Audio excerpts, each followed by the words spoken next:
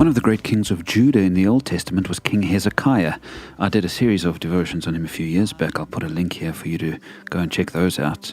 And recently I read his story again in 2 Kings 19 and just was inspired by this great man. I paid careful attention, in particular, to the way that Hezekiah dealt with a difficult situation in his life. And I think we can learn from him as we face our problems. And let's face it, friends, each one of us listening is facing some sort of a challenge, whatever it might be. Now, Hezekiah's challenge or problem was that he'd received a letter from the king of Assyria, a very strong nation.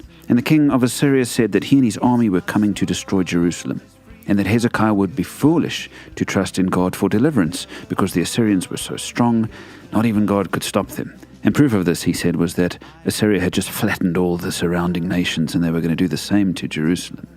I wonder if you are facing an army, an enemy of sorts, threatening to come in and cause havoc in your life. In the New Testament, Paul said famously in Ephesians 6 that our struggle is not against flesh and blood, so not against people, but against rulers and authorities and powers of the dark world and spiritual forces of evil.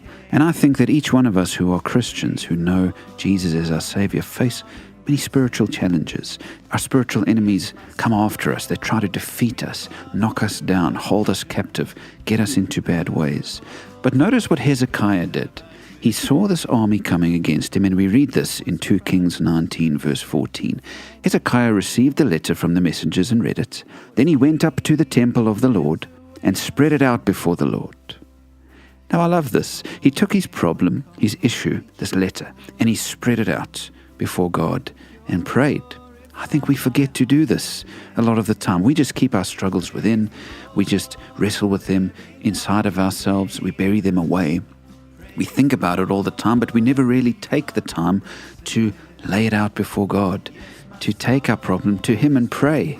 I think there is a power in taking things to God in prayer. I'm sure you remember the old hymn that says, "Oh, what peace we often forfeit, oh, what needless pain we bear, all because we do not carry everything to God in prayer."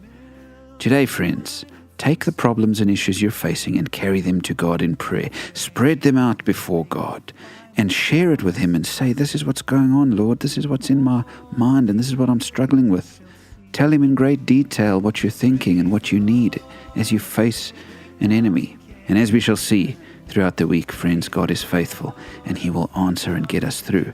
But we've got to take the time to take it to Him in the first place and spread it out before Him to enable Him to do what He does best.